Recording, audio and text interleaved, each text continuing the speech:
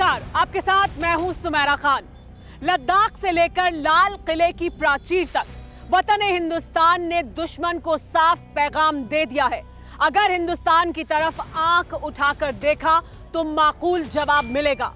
दहशतगर्दी को पनाह देने वाले पाकिस्तान को सर्जिकल स्ट्राइक और एयर स्ट्राइक के जरिए मुकम्मल जवाब मिल चुका है। लेकिन अब चीन का नंबर है। चीन ने गलवान में जो गद्दारी की उसका उसे हड्डी तोड़ जवाब मिला। लेकिन सवाल यह है कि चीन ने गलवान का गुनाह क्यों किया।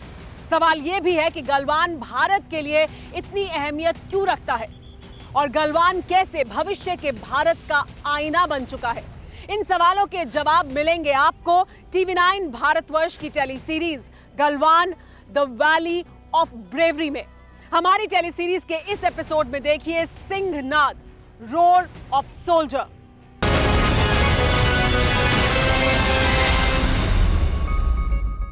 इधर लाल किले की प्राचीर से प्रधानमंत्री नरेंद्र मोदी भारतीय फौज की पराक्रम गाथा को नमन कर रहे थे।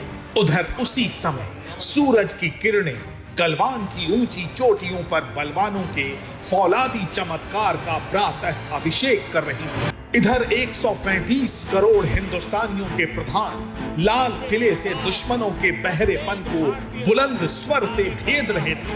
उधर गलवान की वादियों में भारत माता के वीर सपूत हिंद का जय घोष कर रहे थे।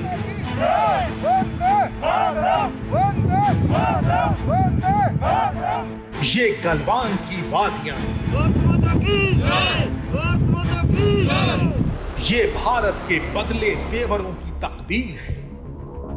ये नए हिंदुस्तान के हौसले की एकदम ताजा तस्वीर है।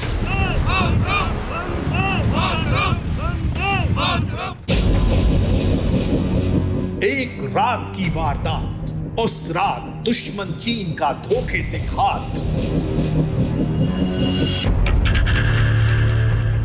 उस रात हिंदुस्तान का हड्डी तोड़ प्रतिघात सबकी गवाह है लद्दाख की ये गलवान घाटी। ये वादियां गवाह हैं आक्रामक हिंदुस्तान की, जो बुद्ध को पूजता है और युद्ध थोपने पर दुश्मनों की हड्डी पसली तोड़ता है।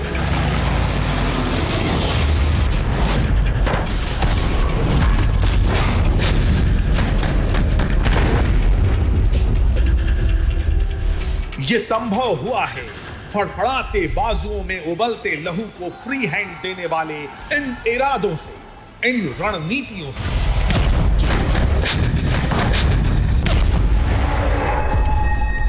आज दुनिया पर का भारत पर विश्वास और मजबूत हुआ है। पिछले दिनों संयुक्त राष्ट्र सुरक्षा परिषद के अस्थायी सदस्य के रूप में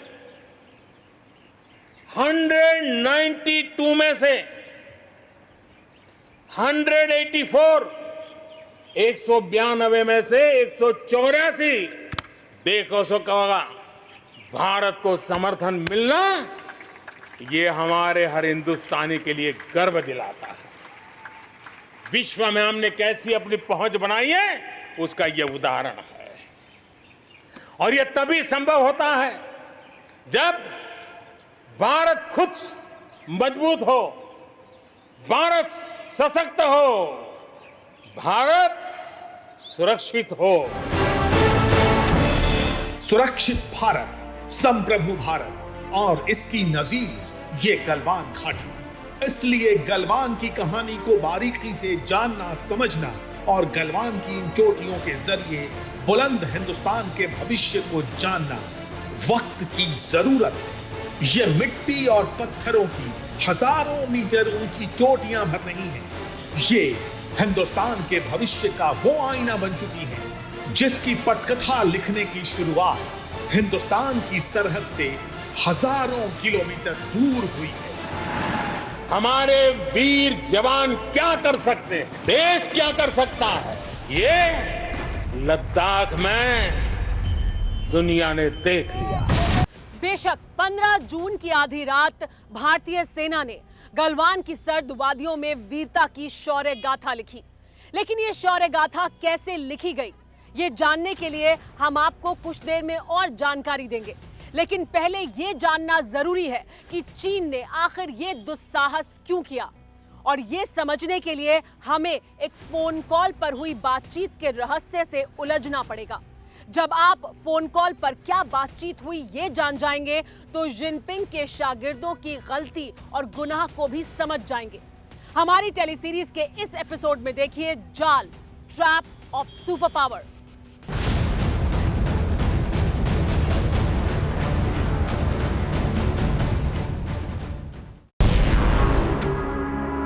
प्रेसिडेंट ट्रंप के ऑर्डर ने कैप्टन को हैरान कर दिया। इस ऑर्डर में ट्रंप का गुस्सा साफ झलक रहा था। उनका गुरूर और सुपर पावर होने की ठसक एक एक शब्द में बयां हो रही थी। जिस कैप्टन को ट्रंप ने ऑर्डर दिया वो जापान के योकोसुका में थे।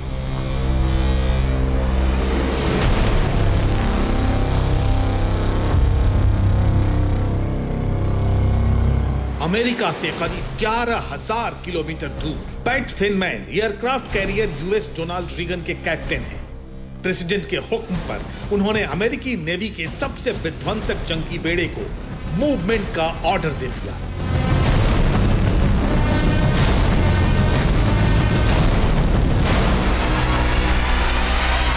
योकोसुका जापान सुपर पावर का सबसे बड़ा शिकारी जून महीने के पहले हफ्ते में समंदर की लहरों पर मचलने लगा।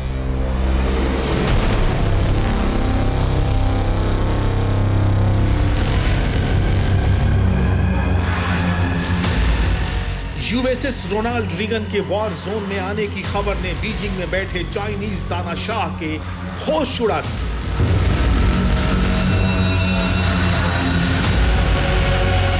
जिनपिंग के डर की वजह प्रेसिडेंट ट्रंप की ये धमकियां थी। ऐसी धमकियों के बाद जब अमेरिकी सेना चीन की तरफ तूफानी रफ्तार से बढ़ने लगी तो चीन में खलबली मच गई।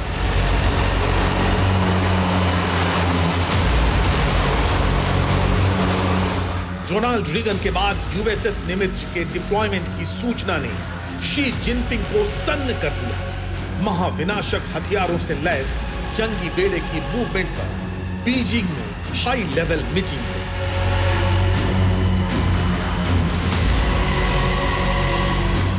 Imperial garden Beijing. मीटिंग में शी जिनपिंग थे, चीन की तीनों सेनाओं के चीफ थे, चीनी कम्युनिस्ट पार्टी का पॉलिट ब्यूरो मौजूद था। जद्दोजहद अमेरिका से युद्ध टालने की हुई, जिसमें कमांडर जू झोंगबो ने अमेरिका से सीधे टकराने से बचने की सलाह दी। इस सलाह पर अमल करने का जिम्मा चीनी सेना के वेस्टर्न थिएटर कमांड को करना था। मिशन का जिम्मा 8 कमांडरों को दिया गया, जिनके नाम थे जनरल झाओ जोंग की western theatre command, lieutenant general Yu Qiling commander PLA ground force western theatre command, lieutenant general Wang Qiang commander PLA वायुसेना पश्चिमी theatre command, lieutenant general Haijiang Wang commander तिब्बत military district, lieutenant general Liu Wanglong commander Xinjiang, major general Liu Lin commander दक्षिण Xinjiang, major general Liu Geping commander Qinghai, major general Qu Jiong commander Sichuan.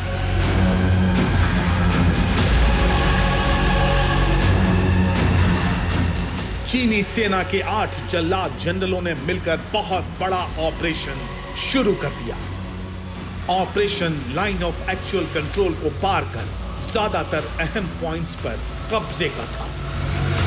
Bharat की सरहद में घुसपैठ से पहले चीनी सेना ने फुल प्रूफ तैयारी की, हथियारों की तैनाती की, भारत को बातचीत के बहाने उलझाए रखा।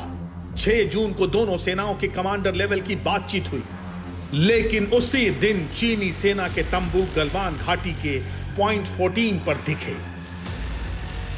ड्रैगन आर्मी के टेंट में आग भड़कने से दगाबाज दुश्मन की साजिश बेपर्दा हो गई। तंबू उन्होंने हमसे इजाजत लेकर लगाया था ताकि वो देख सकें कि हमारे लोग पीछे गए कि नहीं। वो अभी तक हटा नहीं था। कहा सुनी हुई, तंबू हटाने का हुक्म दिया हमारे कमांडिंग ऑफिसर ने, और जब वो तंबू हटाने लगे चीनी सैनिक, उस तंबू में आग लग गई। उन्होंने क्या रख रखा था किसी को नहीं। जिनपिंग के जहरीले जनरलों का घुसपैठ प्लान फेल हुआ तो उन पर खून सवार हो गया। अमेरिका से युद्ध निश्चित नजर आने लगा।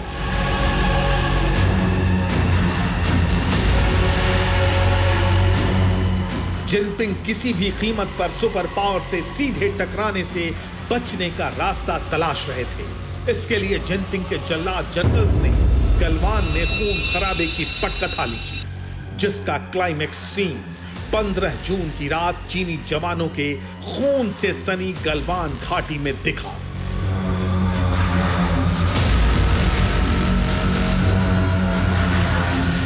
उस रात 3 बार चीनी जवानों की हड्डियां चकनाचूर हुई। उस रात 35 भारतीय जवानों ने 600 चीनी जवानों से मोर्चा लिया। गलवान की पराक्रम गाथा के कई दिलेर किस्से अब तक अनसुने हैं।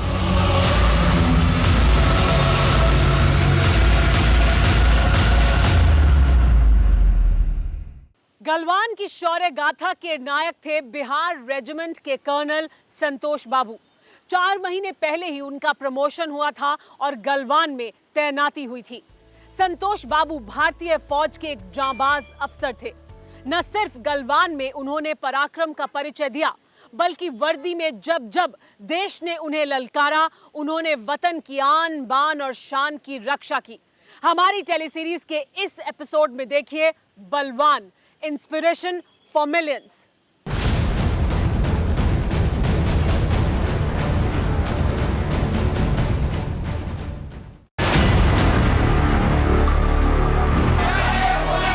अफ्रीकी देश कांगो के खूनी इतिहास में एक भारतीय शूरवीर की शौर्य गाथा का सुनहरा अध्याय है। ये सूरमा कोई और नहीं, गलवान की खूनी झड़प में शहीद कर्नल संतोष बाबू है।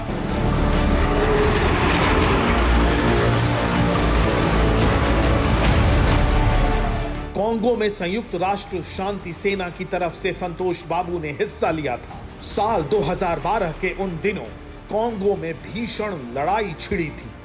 कांगो के एडनिमा डिफेंस विद्रोहियों ने संतोष बाबू की कंपनी को घेर लिया था।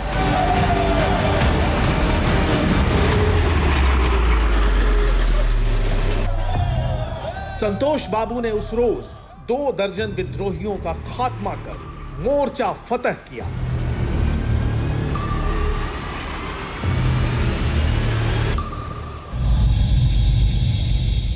कांगो में शांति कायम होने के बाद संतोष बाबू अपने वतन लौटे। उन्हें प्रमोशन मिला। साल दर साल सेना में संतोष बाबू का कद बढ़ा। साल 2017 में संतोष बाबू 16 बिहार रेजिमेंट में लेफ्टिनेंट कर्नल बने। जम्मू कश्मीर में तैनाती हुई। दिसंबर 2019 तक संतोष बाबू कश्मीर के मोर्चे पर थे। फरवरी 2020 में उन्हें प्रमोट कर बतौर कर्नल LAC पर भेजा गया।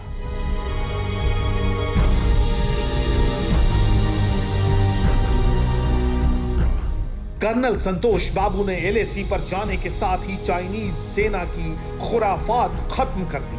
मगर 15 जून को जो होने वाला था, शायद उसका अंदाजा उन्हें भी नहीं था। 15 जून 2020 शाम 7 बजे गलवान घाटी लाइन ऑफ एक्चुअल कंट्रोल के पॉइंट 14 पर चाइनीज तंबुओं की तस्दीक हो चुकी थी। कर्नल संतोष बाबू ने अपने 35 जवानों के साथ चीनी तंबुओं का रुख किया। कर्नल संतोष बाबू चीनी कैंप के करीब पहुंचे तो उन्हें खतरे का पहला सिग्नल मिला। ड्रैगन का ड्रोन उन्होंने देखा। चाइनीज टेंट में मौजूद सभी जवान भी नए थे। इस बात को नजरअंदाज कर संतोष बाबू ने चीनी कैंप को फौरन हटाने का ऑर्डर दिया। इस आदेश को सुनते ही एक चीनी जवान ने कर्नल को धक्का दे दिया। चीनी जवान की ये गुस्ताखी बहुत भारी पड़ गई। 16 बिहार रेजिमेंट के जवानों ने अफसर से बदसलूकी करने वाले ड्रैगन के फौजी को घूसे मुक्के बरसाकर बेदम कर दिया।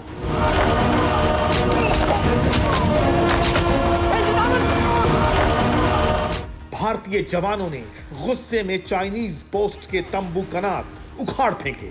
चीनी जवानों की चीख पुकार सुनकर उन्हें बचाने सैकड़ों शैतानों की टोली आ धमकी। 35 जवान बनाम 100 का संग्राम छिड़ गया। गुत्थम गुत्था युद्ध। और इस दरमियान ड्रैगन गैंग में लगातार इजाफा हो रहा था।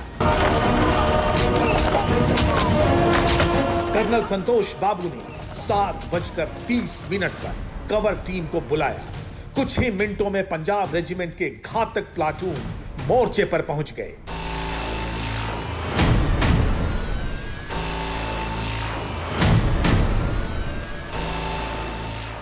पंजाब प्लाटून के जांबाजों ने चीनी जवानों को पीटना शुरू किया।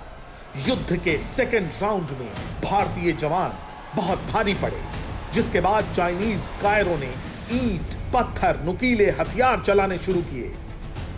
घने अंधेरे में चीन का एक ड्रोन भी उड़ रहा था। इंफ्रारेड कैमरा और नाइट विजन के जरिए ड्रैगन आर्मी भारत के जवानों की पोजीशन पता लगा रही थी। कर्नल संतोष बाबू की शिनाख्त होते ही उन पर बड़े पत्थर बरसाए गए। कर्नल संतोष बाबू जख्मी होकर गलवान नदी में जा गिरे। कमांडिंग ऑफिसर की शहादत ने भारतीय जवानों का खून खौला दिया।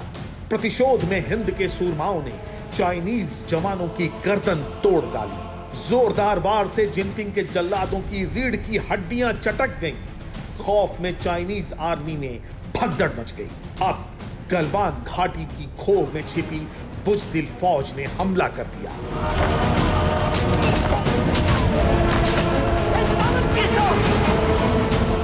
गलवान का खूनी संग्राम 5 घंटे लंबा खिंच चुका था। रात 11 बजे के बाद भारत और चीन की तरफ से घायल सैनिकों को इलाज के लिए ले जाया गया। तब धोखेबाज दुश्मनों ने तीसरी दफा हमला शुरू कर दिया। सकरी घाटी में रेस्क्यू के दौरान बड़ी भीषण भिड़ंत हुई। चीनी फौजियों ने सामने से भारतीय शेरों से भिड़ने की भूल कर दी। भारत के जांबाजों ने उन सब का भूसा बना दिया। गलवान युद्ध खत्म हुआ तो जिनपिंग अपने जवानों की मौत के आंकड़े बताने की हिम्मत तक नहीं जुटा पाए। जिस जनरल ने गलवान का आइडिया दिया, उसका हश्र भी जानकर जमाना दंग हो जाएगा। हमसे जो टकराएगा चूर चूर हो जाएगा, ये नारा आपने सुना होगा। 1962 में चीन ने पीठ में छुरा घोंपते हुए भारत के साथ युद्ध किया। तब भारत युद्ध के लिए तैयार नहीं था, लेकिन 1962 की गलती से हिंदुस्तान ने सबक सीखा। 1962 के बाद जब भी चीन ने भारत की तरफ आंख उठाकर देखने की कोशिश की, भारतीय शूरवीरों ने चीन के नापाक मंसूबों को मुंहतोड़ जवाब दिया। इसी वजह से गलवान में जब भारतीय फौज ने चीनी आर्मी की हड्डियां तोड़ी तो जिनपिंग शर्म से गड़ गए। जिनपिंग अपने देशवासियों को यह तक नहीं बता पाए कि आखिर गलवान में कितने सैनिक मारे गए। हमारी टेलीसीरीज के इस एपिसोड में देखिए पलटन, ग्लोरी ऑफ रेजिमेंट।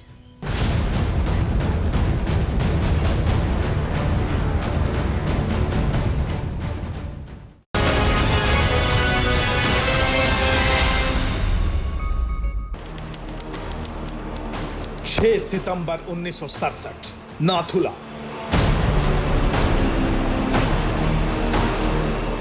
सर्द मौसम, दुर्गम इलाका।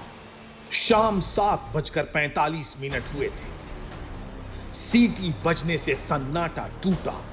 सीटी का शोर थमता उससे पहले बारूद बरसने लगा। अंधाधुंध फायरिंग होने लगी। नाथुला में ऐसा पहली बार हुआ था।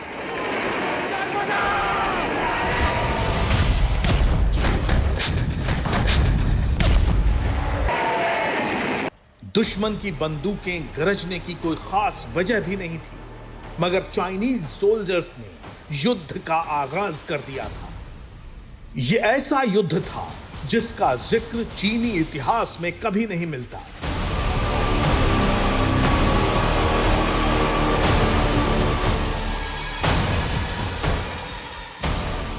उन दिनों नाथुला और सेबुला पोस्ट के बीच बाड़ लगाने का काम चल रहा था। सेना की 70 फील्ड कंपनी के इंजीनियर्स और 18 राजपूत के जवान इस काम में जुटे थे। इनके साथ मौके पर 2 ग्रेनेडियर्स भी मौजूद थे।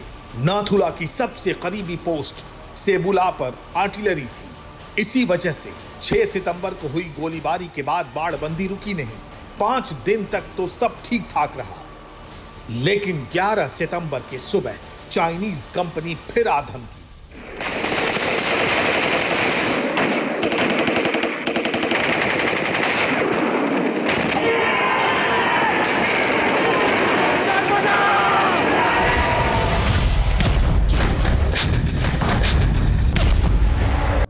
नाथुला के नेहरू स्टोन पर दोनों सेना के जवान आमने सामने थे।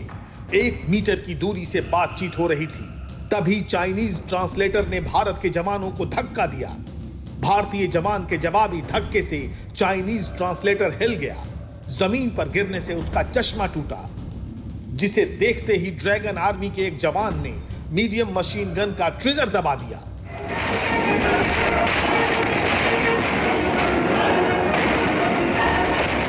फिर तो दुश्मन सेना के 300 से ज्यादा जवानों ने फायरिंग शुरू कर दी। चीन की धुआंधार फायरिंग के जवाब में भारतीय सेना की तोप गरजी। बारूदी धमाके से चीनी जवानों के चीथड़े हवा में उड़ने लगे।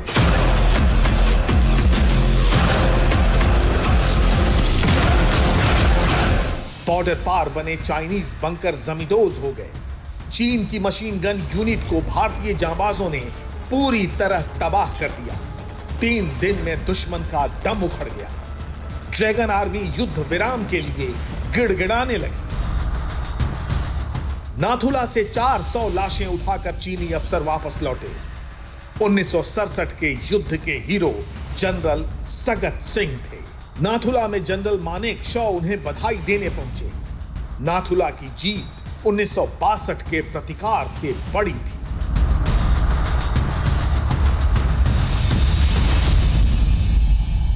फकत 5 बरस पहले युद्ध में हारी चाइनीज सेना पागल बन चुकी थी। नाथुला में पिटने के कुछ ही दिन बाद चीनी जवानों ने दोबारा युद्ध का माहौल बना दिया।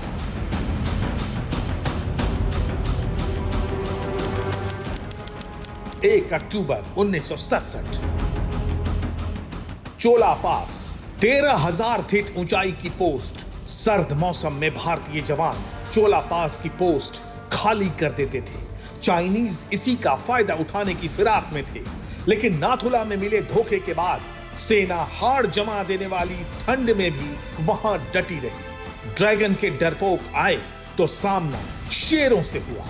भारत के जांबाजों ने चीनी साजिश के चीथड़े उड़ा दिए। ड्रैगन आर्मी 20 बरस तक इस मार से उबर नहीं पाई।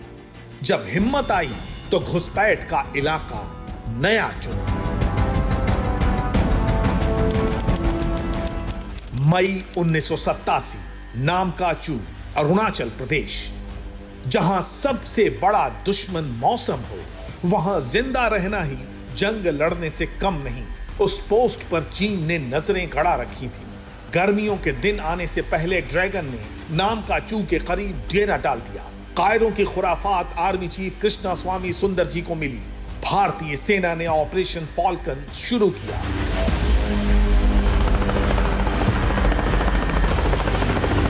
Heavy lift Mi-26 helicopter, T-72 tanks, 7 lakh जवान युद्ध के मोर्चे पर निकल पड़े। ऑपरेशन फॉल्कन लद्दाख के डेमचौक से सिक्किम तक चला। नामकाचू में चीनी जवानों को भारत के ऑपरेशन की भनक लगी तो सब भाग खड़े हुए। ऑपरेशन फॉल्कन के बाद भारत ने अरुणाचल प्रदेश को पूर्ण राज्य का दर्जा दे दिया। 1962 के बाद चीन जितनी बार भारत से भिड़ा, उतनी बार उसकी हार हुई। ड्रैगन की विस्तारवादी महत्वाकांक्षा फिर उबाल मार रही है, जिसका खात्मा भारतीय शौर्य से ही हो। आतंकवाद हो या विस्तारवाद, भारत आज डटकर मुकाबला कर रहा है। ये सच जिनपिंग जितनी जल्दी मान ले, उसमें उनकी ही भलाई है, क्योंकि वो दुश्मन तो बदल सकते हैं पर पड़ोसी नहीं। भारत चीन के बीच 3,488 किलोमीटर सीमा रेखा में कोई बदलाव तब तक नहीं होगा जब तक भारत नहीं चाहेगा। गलवान का इतिहास इस बात की तस्दीक करता है कि लद्दाख का यह हिस्सा कभी भी चीन का हिस्सा नहीं रहा। 100 किलोमीटर की गलवान नदी और उसके आसपास की खूबसूरत घाटी की खोज एक भारतीय ने की, लेकिन चीन में लाल सल्तनत के कायम होने के बाद कम्युनिस्ट सरकारों की गिद्ध दृष्टि गलवान पर पड़ गई। ये चीन के विस्तारवादी इरादों के रास्ते में था, इसलिए जब भी मौका मिला चीन ने गलवान पर वक्त वक्त पर दावा किया और उसकी भारत के साथ तनातनी भी हुई। हमारी टेलीसीरीज के इस एपिसोड में देखिए लक्ष्मण रेखा, बॉर्डर डिमांड्स ब्लड।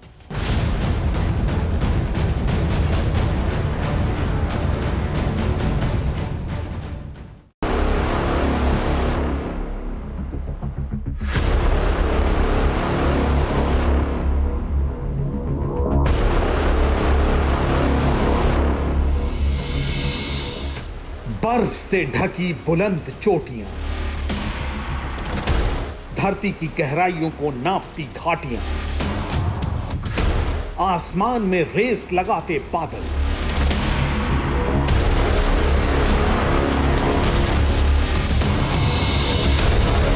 शीशे की मानिंद आब वाली झीलें,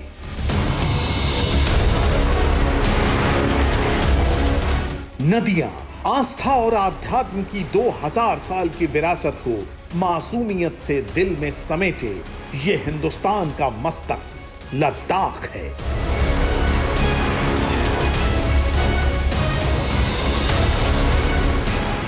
इतिहास को किताबों से निकालकर साक्षात शब्दों की शक्ल में जहां करिश्माई कुदरत का अक्स नजर आता है, हिंद का वो मस्तक लद्दाख कहलाता है।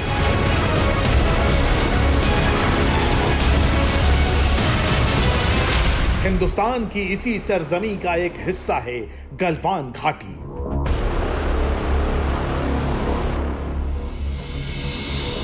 जिसके जर्रे जर्रे पर चीन की साजिशों ने लहू के निशान चस्पा कर दिए। इसलिए गलवान घाटी का इतिहास भूगोल जानना जरूरी है, वो भी चंद सवालों के साथ।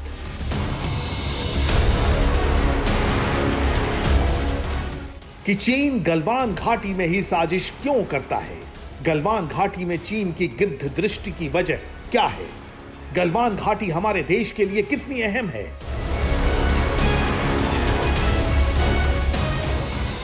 सबसे महत्वपूर्ण सवाल यह कि गलवान घाटी का हमारे देश के लिए रणनीतिक महत्व क्या है? इस सवाल का जवाब जानने के लिए आपको इतिहास के पन्ने पलटने होंगे, लेकिन उससे पहले यह जानना होगा कि गलवान घाटी है कहां पर।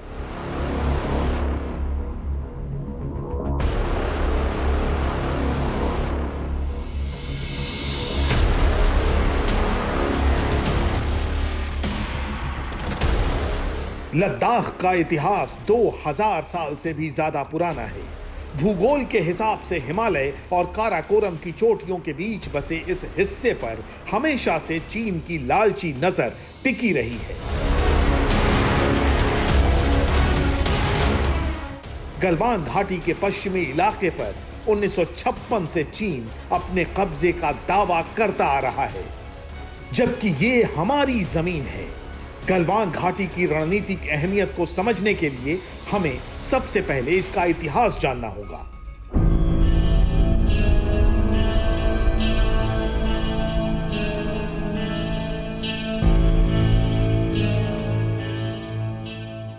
इस खूबसूरत घाटी का नाम लद्दाख के रहने वाले चरवाहे गुलाम रसूल गलवान के नाम पर रखा गया। साल 1878 में पैदा हुआ गुलाम महज 14 साल की उम्र में ही घर से निकल पड़ा। नई जगहों को खोजने के जुनून की वजह से वो अंग्रेजों का पसंदीदा गाइड बन गया। हालांकि लद्दाख के इलाके अंग्रेजों को ज्यादा पसंद नहीं आते थे। 1899 में गुलाम रसूल ने लेह से ट्रैकिंग शुरू की, जिसके बाद वो लद्दाख के आसपास गलवान घाटी और गलवान नदी समेत कई नए इलाकों तक पहुंचा।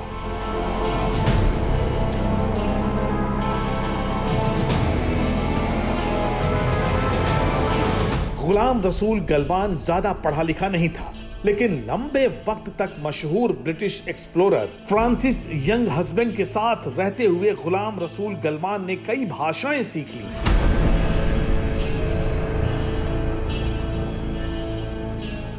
गलवान घाटी की खोज की कहानी गुलाम रसूल ने अपनी किताब सर्वेंट ऑफ साहिब्स में लिखी। इस किताब के एक chapter the fight of Chinese में 20वीं सदी के दौरान हमारे देश में अंग्रेजी हुकूमत और चीन की सल्तनत की सरहद के बारे में भी लिखा गया है। गुलाम रसूल ने गलवान घाटी की खोज के वक्त शायद ही सोचा होगा कि लद्दाख का ये कोना कभी चीन की साजिशों का सबसे बड़ा सेंटर बनेगा।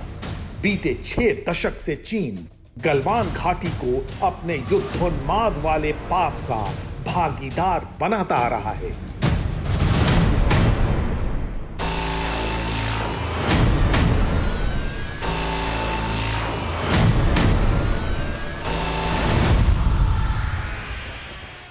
चीन की हसरत महाशक्ति बनने की है। चीन ये मानता है कि दुनिया में सुपर पावर अमेरिका उसका सबसे बड़ा चैलेंजर है और इसके अलावा एशिया में अगर कोई देश चीन को टक्कर दे सकता है तो वो भारत है। इसी वजह से अमेरिका और भारत की घेरेबंदी करने के लिए चीन तमाम तरह के हथकंडे इख्तियार करता है। कभी समुद्र में भारत की घेरेबंदी करता है तो कभी हिमालय से उतरकर साजिश करता है। लेकिन गलवान ड्रैगन के अरमानों का कब्रिस्तान है। हमारी टेलीसीरीज के इस एपिसोड में देखिए टकराव, Chinese dare to do.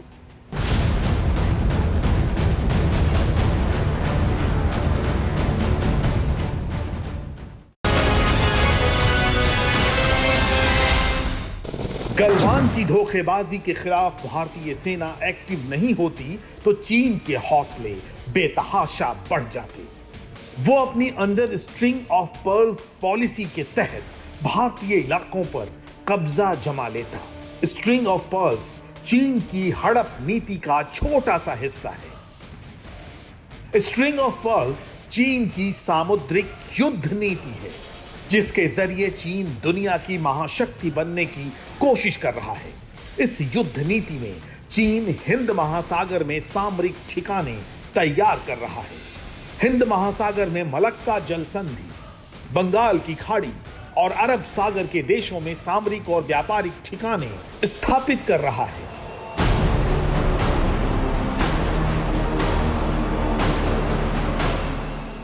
Hind महासागर यानी जिस समंदर से हिंदुस्तान 3 तरफ से घिरा है वहां चीन के व्यापारिक बंदरगाह असल में मिलिट्री बेस है।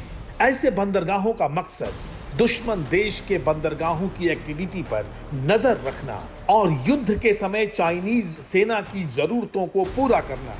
इस तरह चीन का असल इरादा व्यापारिक बंदरगाहों को जरूरत के मुताबिक सामरिक ठिकाने के तौर पर इस्तेमाल करने का है।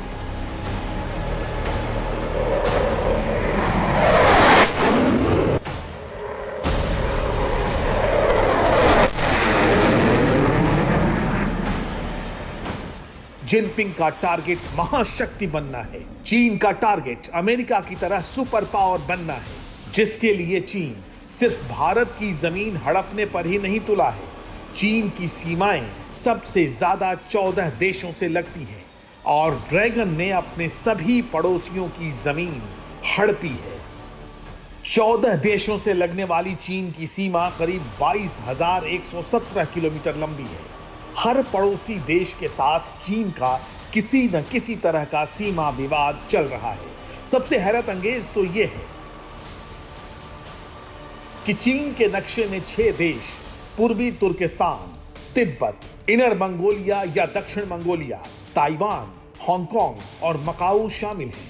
ये वो देश हैं जिन पर चीन ने कब्जा कर रखा है या इन्हें अपना हिस्सा बताता है। इन सभी देशों का कुल एरिया 41,13,709 वर्ग किलोमीटर से ज्यादा है। ये चीन के कुल एरिया का 43% है।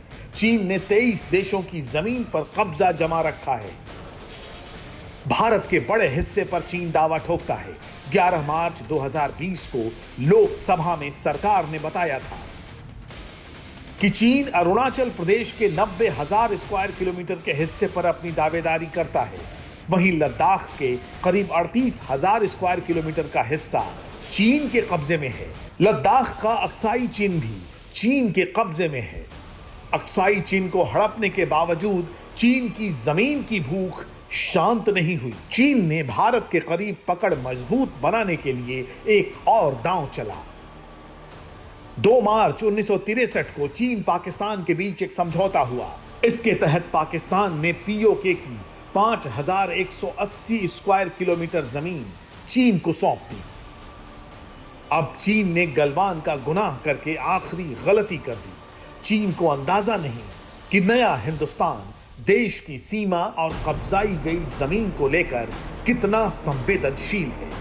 कि जब मैं सदन में जब जम्मू एंड कश्मीर राज्य बोला हूं, तब पाक ऑक्यूपाई कश्मीर और अक्साई चीन दोनों इसका हिस्सा है, ये बात को और हमारे संविधान ने जम्मू कश्मीर की जो सीमाएं तय करी है और जम्मू कश्मीर के संविधान ने जम्मू कश्मीर की जो सीमाएं तय की है, उसके अंदर पाक ऑक्यूपाई कश्मीर और अक्साई चीन दोनों समाहित।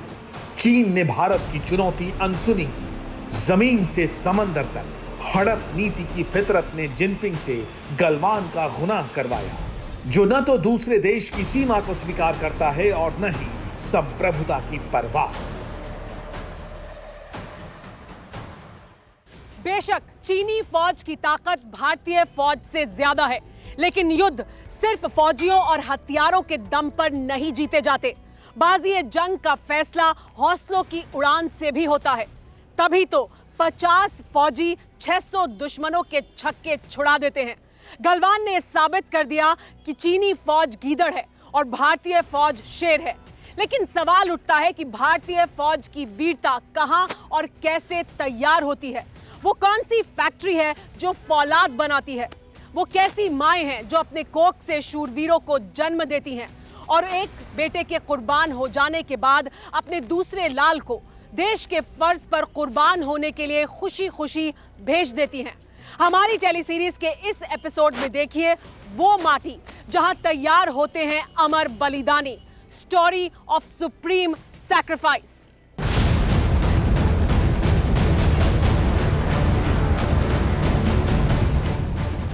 पटना के पास बिहटा के तारा नगर की गलियों में सन्नाटा है। इन गलियों ने अपना सपूत खोया है। इस मकान के अंदर अब बच्चों की धमा चौकड़ी नहीं, वीरानगी है।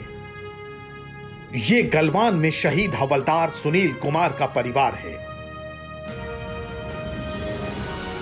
बिहटा से दूर सहरसा के कुंदन भी 15 जून की रात गलवान में शहीद हुए।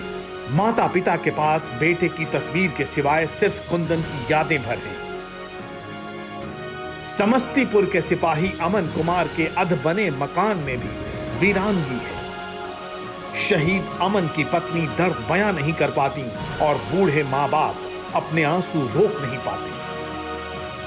शहादत का बदला प्रधानमंत्री जी चाहेंगे तो तभी लिया जाएगा और लेना ही चाहिए। चीन के धोखे का जवाब चीन को मिलना चाहिए। केंद्र सरकार से मांग करे छियै से चीन से सब रिश्ता तोड़ खत्म करके और कुंदन जी के बदला लिया जाए। मोदी जी आपको इसका अच्छा से अपना बदला ले रहे हैं, अपने सैनिक का जो है भरपूर अपना भरपाई कर रहे हैं। कोई मोदी जी की तरफ से कमी नहीं है। बिहार के वैशाली के मकान के आंगन से निकलकर सिपाही जय किशोर सिंह गलवान पहुंचे थे। जय किशोर की शहादत ने माता पिता और पत्नी को तन्हा छोड़ दिया। इसी तरह ये आरा का जगदीशपुर गांव है, वही गांव जिसका ताल्लुक बाबू कुंवर सिंह से है। जगदीशपुर की गलियों से निकलने वाले चंदन कुमार गलवान में ही तैनात थे। 15 जून की रात चाइनीज सेना से लड़ते हुए चंदन शहीद हो गए। लेकिन परिवार को फक्र है कि एक बेटा शहीद हुआ है। अभी एक बेटा और ड्रैगन सेना की हड्डी तोड़ने के लिए फौज की सेवा में है। दूसरी तरफ इस मासूम परी का चेहरा तक पापा के ओझा नहीं देख पाए थे। शहादत के 15 दिन बाद ही इस परी का जन्म हुआ था। यही वतन की हिफाजत की कीमत है। जो अपना मातृभूमि नहीं छोड़ेंगे और चीन से बदला लेकर छोड़ेंगे। अभी तो शहीद के बदला चंदन से लिया नहीं है लोग, लेकिन कहते हैं कि हम बदला लेंगे। बदला लेना चाहिए। बगल सब देश देख रहा है कि हर जगह क्या हो रहा है, और इस देश में जो वीर अपने जान को इस भारत माता के धरती के लिए जो कि अपना जान बलिदान दे दिया। हिंदुस्तान के शूरवीर ऐसी ही मिट्टी से पैदा होते हैं। सिंहभूमि के शहीद गणेश गांव की ऐसी ही गलियों में बड़े होते हैं। ऐसी आबो हवा से निकलकर गलवान तक पहुंचते हैं और बर्फीली वादियों को अपने लहू की गर्मी से पिघला देते हैं। इसी भारत में तैयार होते हैं वो फौलाद जिस पर आज की तारीख में पूरे हिंदुस्तान को नाज है।